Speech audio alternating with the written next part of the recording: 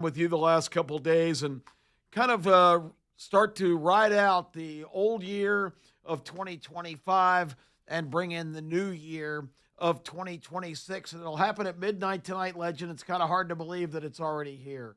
Man, the year got by so quick. What a year.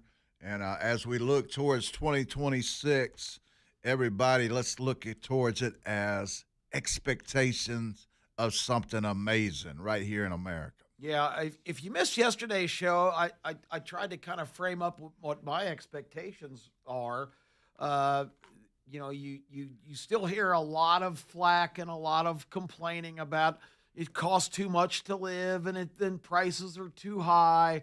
But I think it's important, even though the guy that's accountable for that now is in the White House and it's President Donald J. Trump.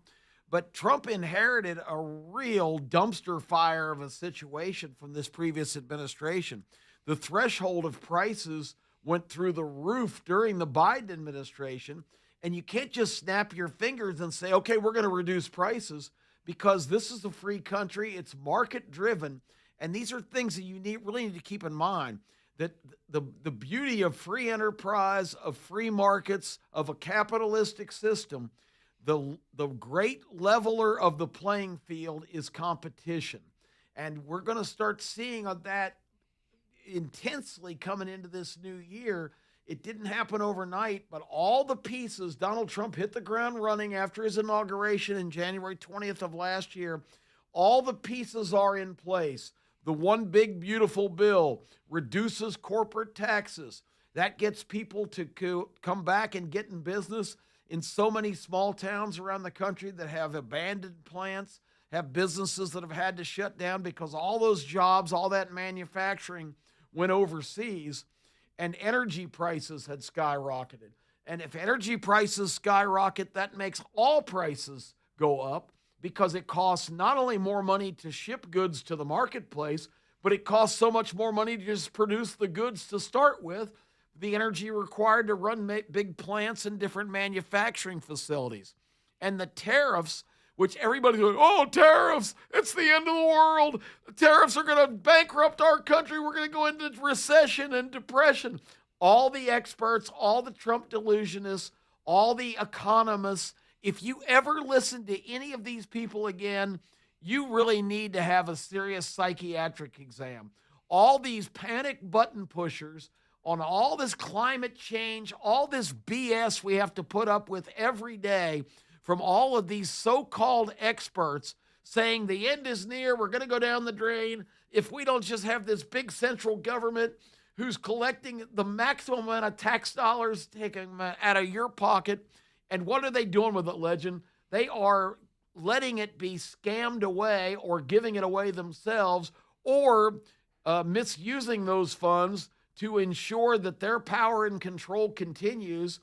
These people are running for re-election the day they start a brand new term, because it's the greatest gig in the world. So with all that being said, what you're going to see this year, what the tariffs did was bring manufacturing back to this country. And it doesn't happen overnight. You got to build the plants. You got to get the infrastructure. But products and services are going to come back to this country from all the third world hellholes they went to, where they could get goods produced cheaply. Because now what the tariffs do, and getting the trade imbalance in line, it's going to inspire companies to come back and invest in this country, because it's going to be cheaper for them to produce their goods here than to pay the tariffs required to ship them from overseas. It's really a fundamental change, and Trump got away with it. What the economists didn't understand, what the experts didn't understand, what the Trump delusion syndrome crowd didn't understand, is that the world was not going to balk at sending things to America. They need America. They need the Legend. They need Kip Keefer. We buy the same brands. We buy the same products.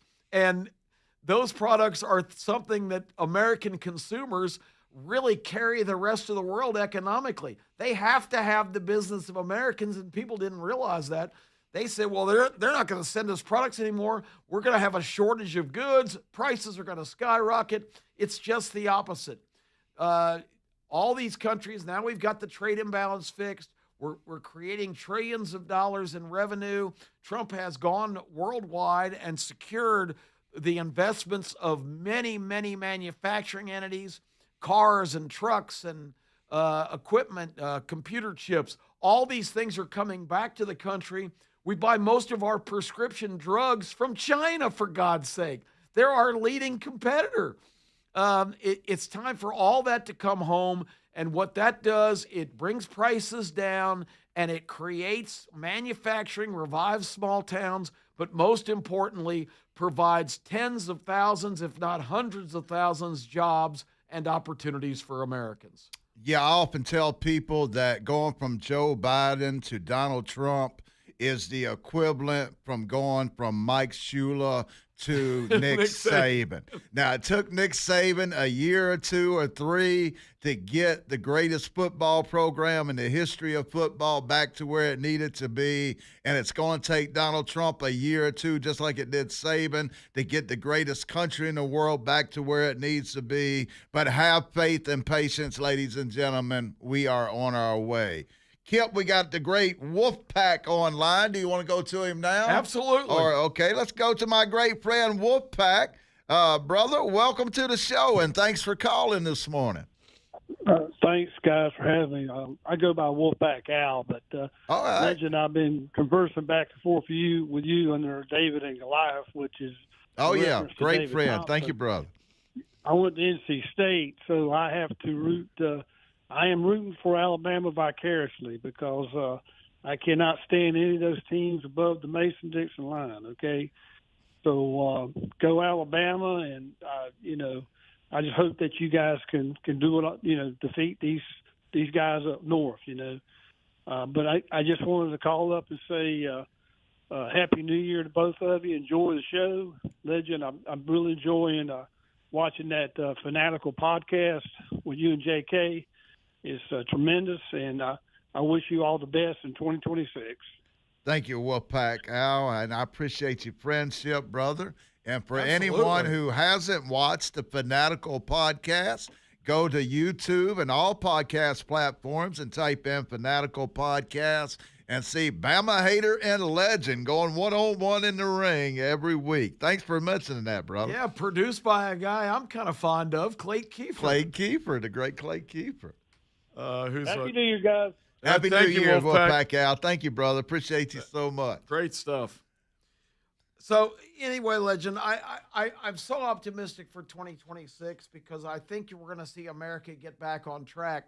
And what I was going to say before the call is that prices are at a threshold now where they have not come down a lot, but now with fuel costs being radically reduced and manufacturing coming back to this country, you're going to start seeing people pop up in businesses. If you're running a big corporation and, I don't know what products when you go to the store you always buy. I don't care what it costs. Tootsie Rolls and Pepsi. I'm going to get my V8 juice. I'm going to get my Diet Mountain Dews. I'm going to get my Rolled Gold Tiny Twist pretzels. I don't care if they're $300 a bag. I don't care if my 6-pack of Mountain Dews. Those are my brands. And once that pricing threshold is established, once they realize that, okay, we had to raise prices because it's costing us more to make these products and ship them to the market. But once you get to that level and people are willing to pay that, as a manufacturer or a corporation, you're not going to come down on those prices. It's established then.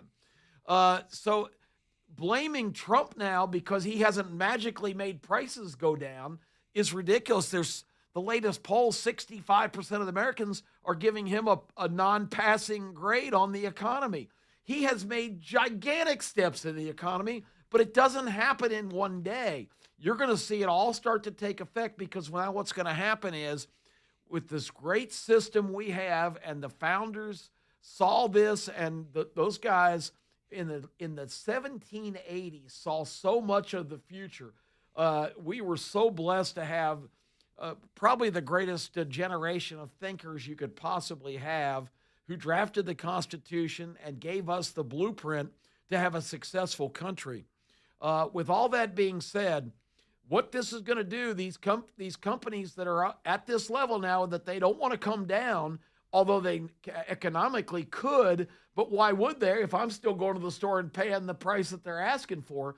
But what this does, bringing jobs and manufacturing and economics back to the country, it creates companies that are going to compete with them. They're going to go, they're gouging people for this for this particular product. We can produce it a lot cheaper and sell it a lot cheaper. It creates free market economy. It creates competition, and competition is what makes the final determination of prices being reasonable for consumers.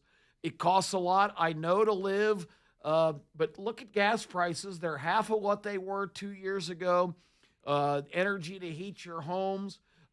We do need to get back to the American dream. We do need to have affordable housing for people. It is difficult, but all this booming economy and corporate tax cuts, it's going to equate to better wages. So things might cost more, but you're going to be making more.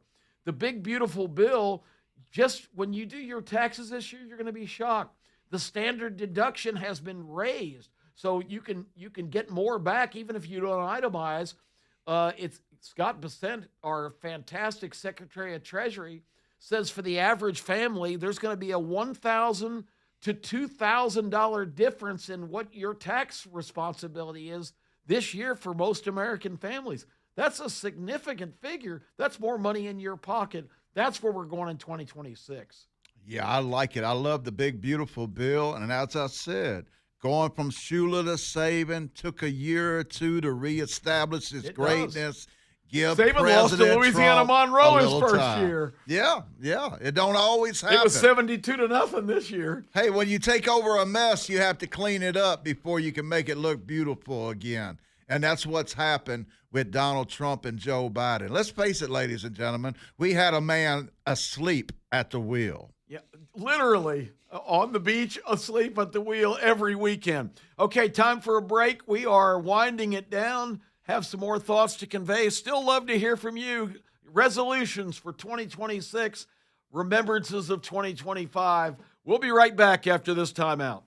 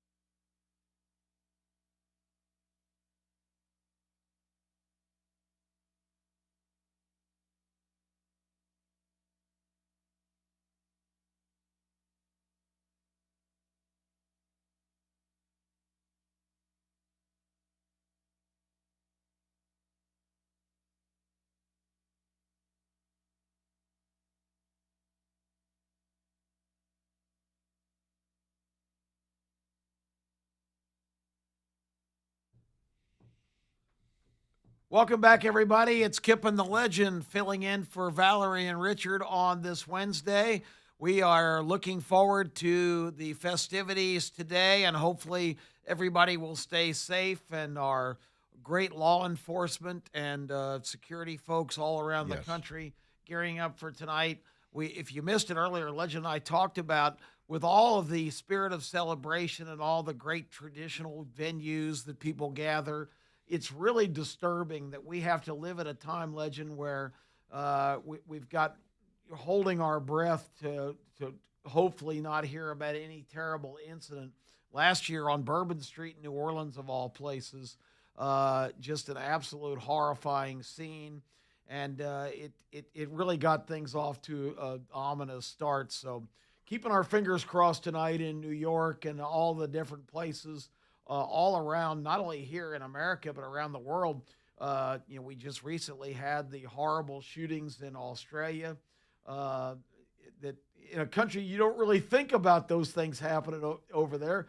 And again, maybe we just don't get information on day-to-day things, but it's really an unfortunate aspect to what is supposed to be a day of renewal and celebration, that we have to be concerned about this. Yes, and again, they are informing all Americans today to be watchful, to watch each other's back. And if you see anything out of the ordinary at any event that you are attending across the country, make sure that you notify someone in authority immediately. Enjoy yourself, but watch out. Watch each other's back today, ladies and gentlemen. Absolutely. What I'd like to see in 2026 is going to sound maybe to some like I'm being unreasonable or unfeeling or not or lacking sympathy. But I think we've reached a point here to touch on some themes we've talked about. Our country needs to get back to what we're founded upon. And yes, we are a country of immigrants. We are a country where all of your descendants, all of mine, came from other places and other countries, other circumstances. My family, on my father's side, immigrated early on in the late 1600s up to the upstate New York and even the Canadian border area. My mother's family, predominantly German immigrants that settled in West Virginia.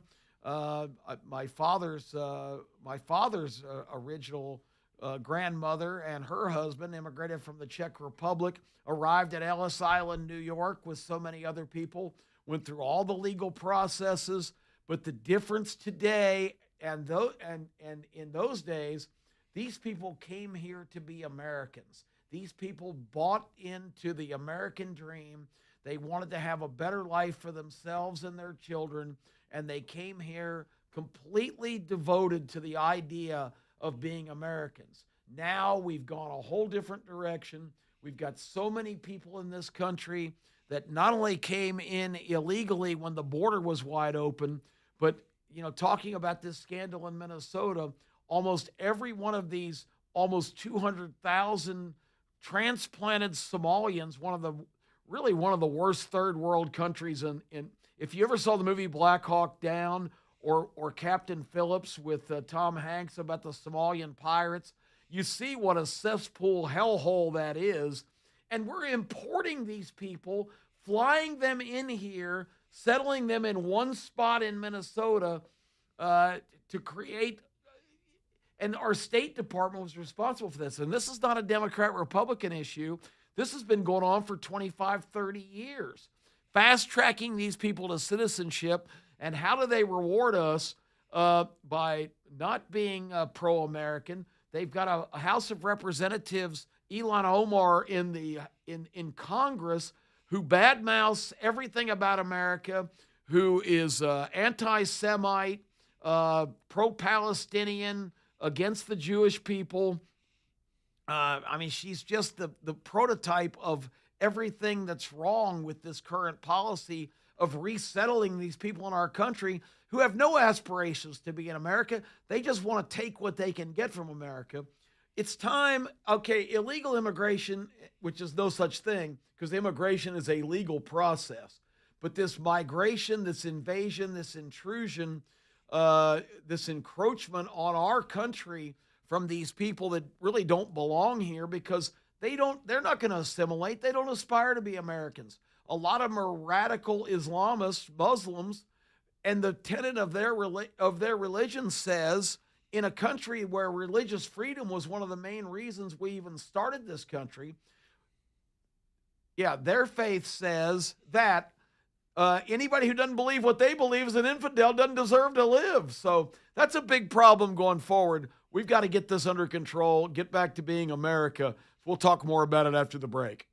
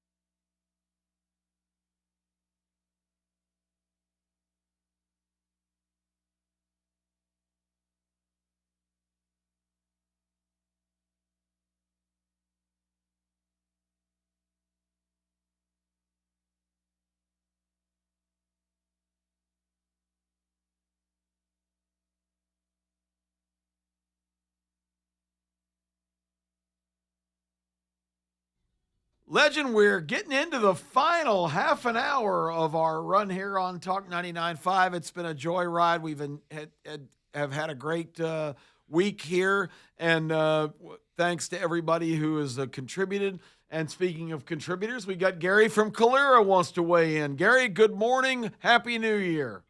Good morning and Happy New Year. You have my vote to replace the present host on this hour of the day. What I wanted to talk about was the problem with the communism in our country. Yes. It started back during the biblical days when Israel disobeyed God and didn't destroy a little town. They had been on a warring campaign, and Ishmael and his mother came from this little town. He was Abraham's son by Sarah's handmaid. So the Islamic people began right there.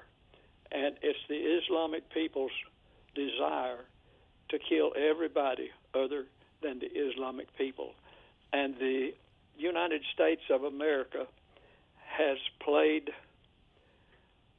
well, I will use a word that is not a nice word, but they've played the whore, according to the Bible. They did not obey God. So now the Islamic people are out to destroy everyone that is not a Muslim.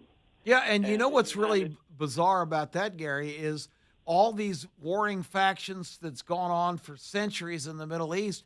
Muslims have killed Muslims countless times because they, if you're not radicalized and right out of the early centuries of civilization, then you're an infidel as well. If you don't believe exactly what they believe, the teachings of Muhammad, then, I mean, it's not just Muslims killing infidels, as they call them.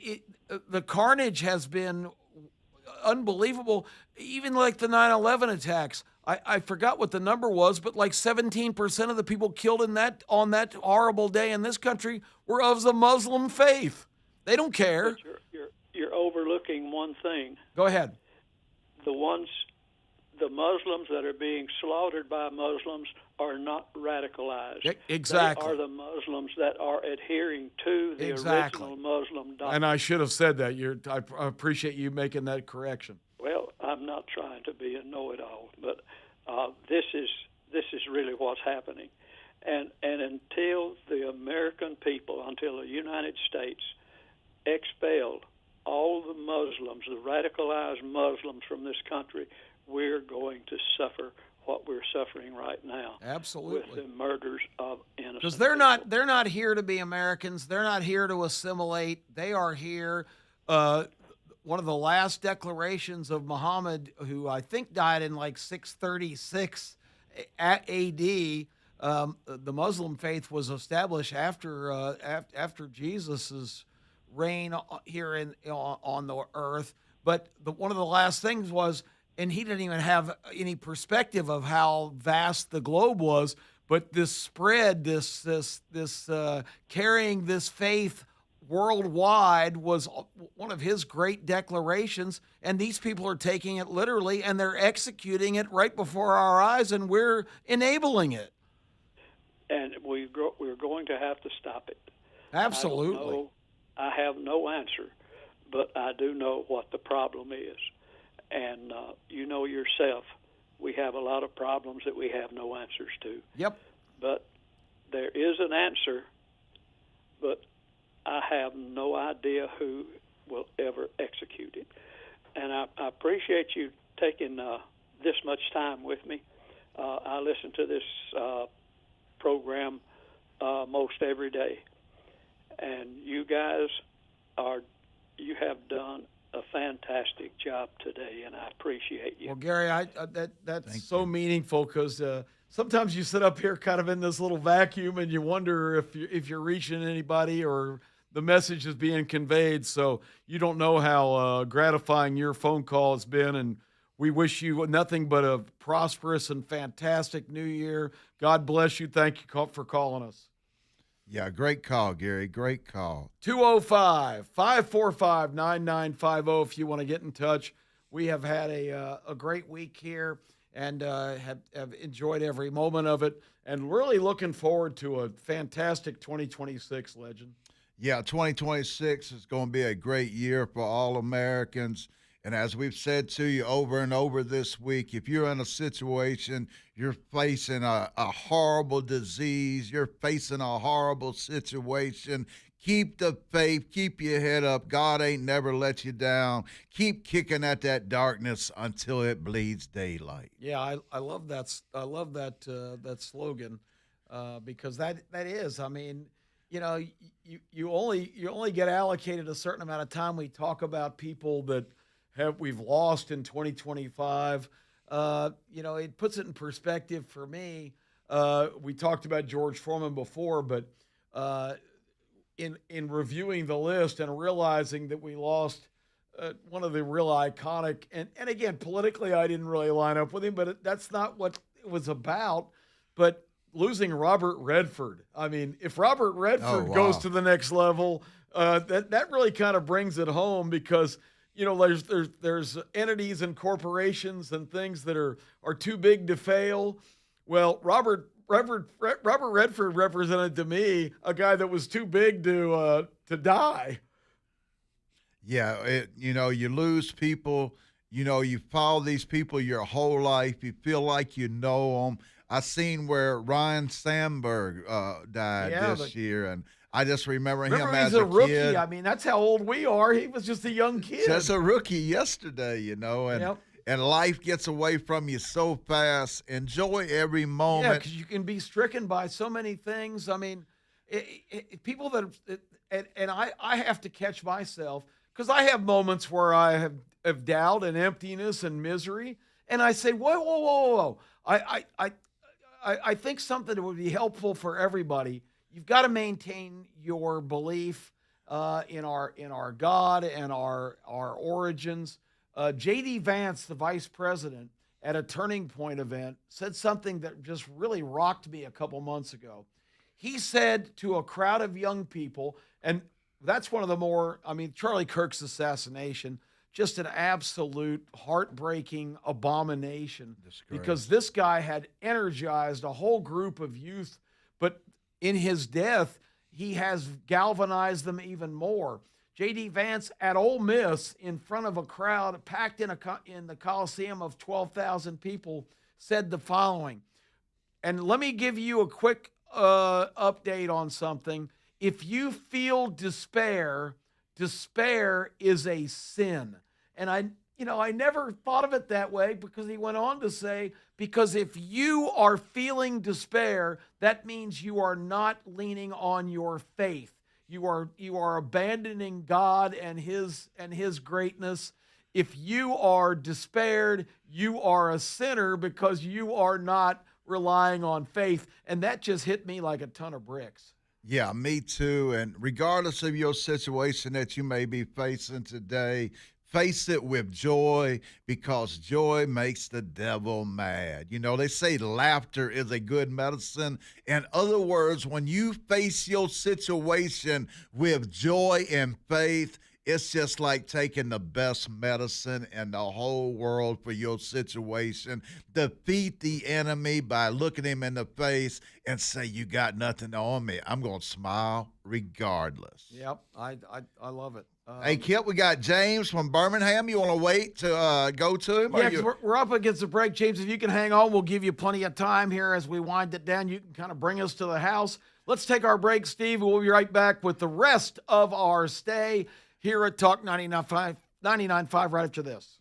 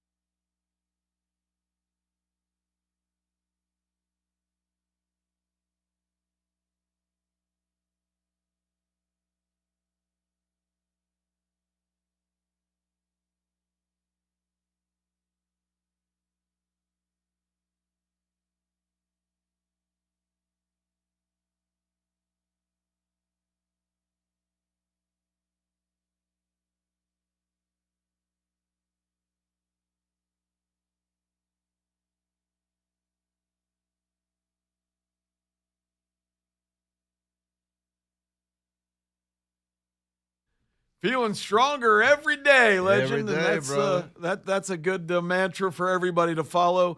It is our final few minutes on Talk 99.5 this week. Thanks to Steve West. Thanks to James Robinson at the upper level of management here.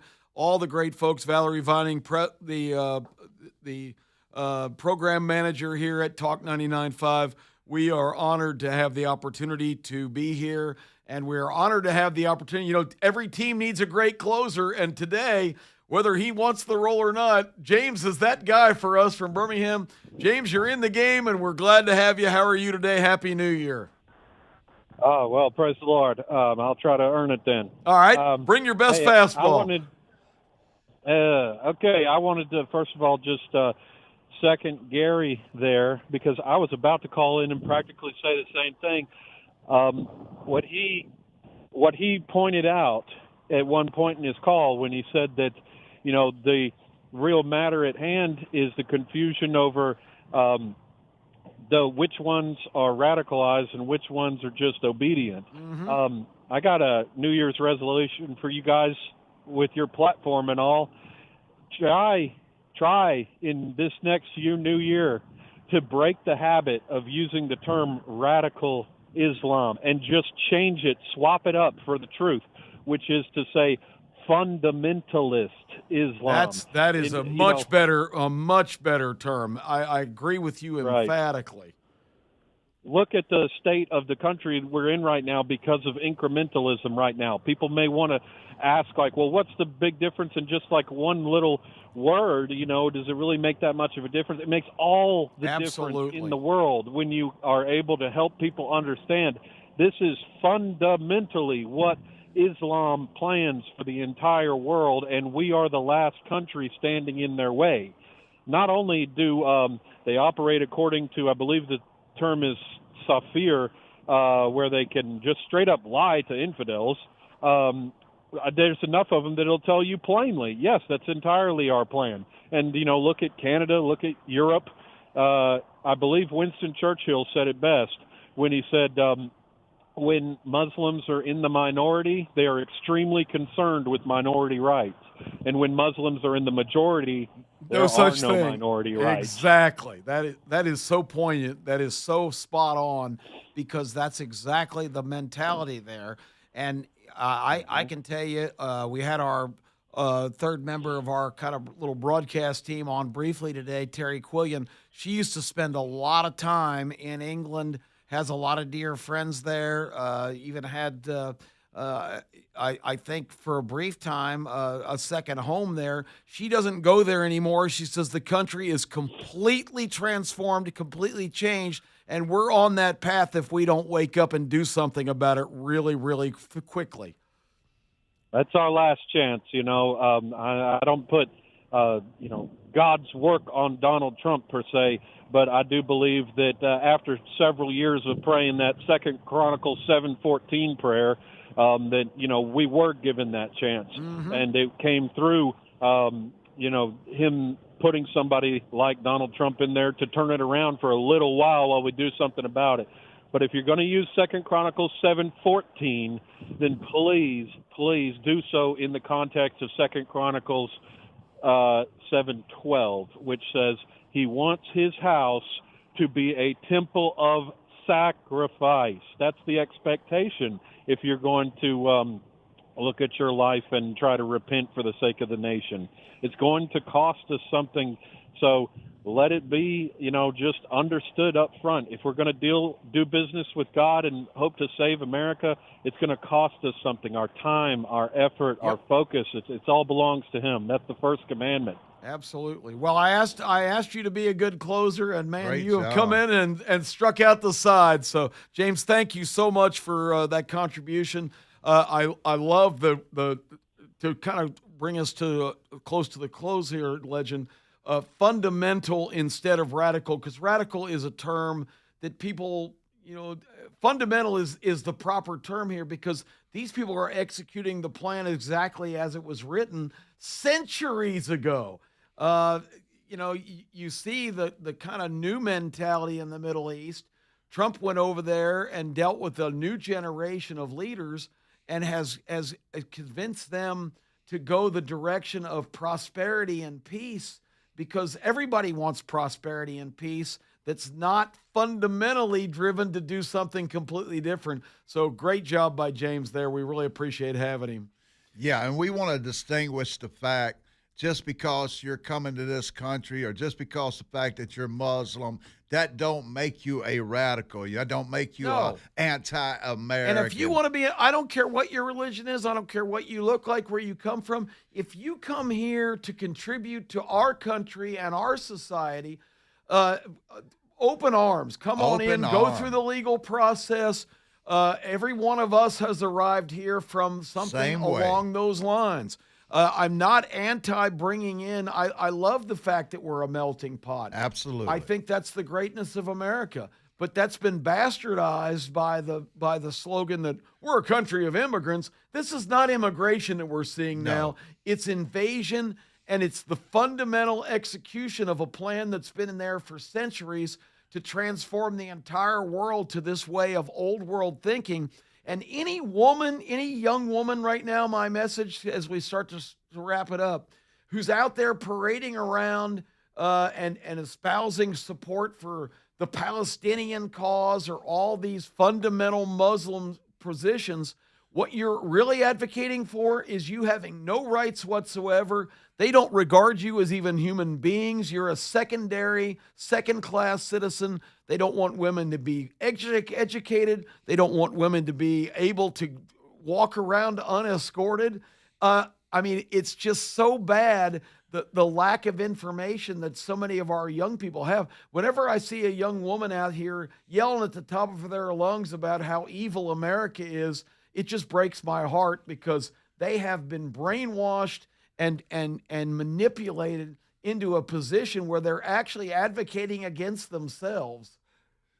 Yeah, well, I just got a message, and it says, "Legend, we do not want you to run for governor in Alabama." No. So I've decided I'm not running, ladies. Okay, well, yeah, Paul made the announcement about the Senate. The grapevine, Bob, on has his show inspired me. recently. He ain't Now, going. Legend, I'm not going either. Tommy Tuberville, you can sleep peacefully tonight, son. because the ultimate Alabama challenge is not coming, Steve. That should be the next. Can you call up 1819 News or and let them know Legend is out of the race? I'll get him right on it. Okay, Out of the race.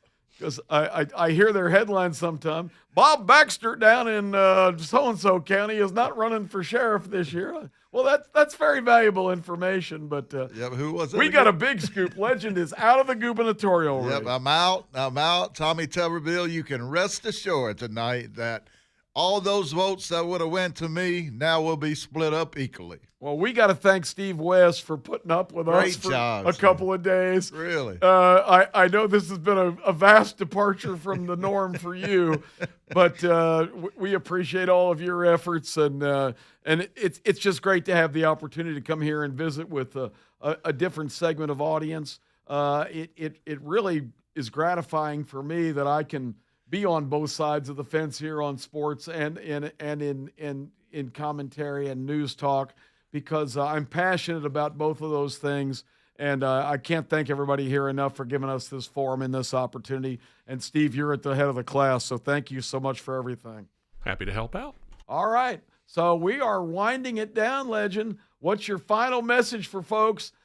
Old year out, new year in. Remember they used to have the old man with like the cane for representing the year that's gone, and a baby in diapers for the next day. What is your thoughts going into the new year? 2026, ladies and gentlemen, make it a new start. Whatever you are facing, remember what the legend told you. Kick at that darkness until it bleeds sunlight. Don't let it define you. You are bigger than it. God has got your back. Don't give up. My message is, think of the people that have sacrificed the ultimate measure of devotion, who have given their lives for your liberties, your choices, your being an American. It's a responsibility. Citizenship is a responsibility. When the midterms roll around, if you want your country to go the right direction, it might be inconvenient. You might have to wait in line, although now they've made it easy to vote. Everybody needs to participate in the system. It's your responsibility to save America, and it's time for everybody in America to step up. So God bless you all. Thank you all for tuning us in the last couple of days, and have a happy and prosperous new year. We'll talk to you on the other side in 2026.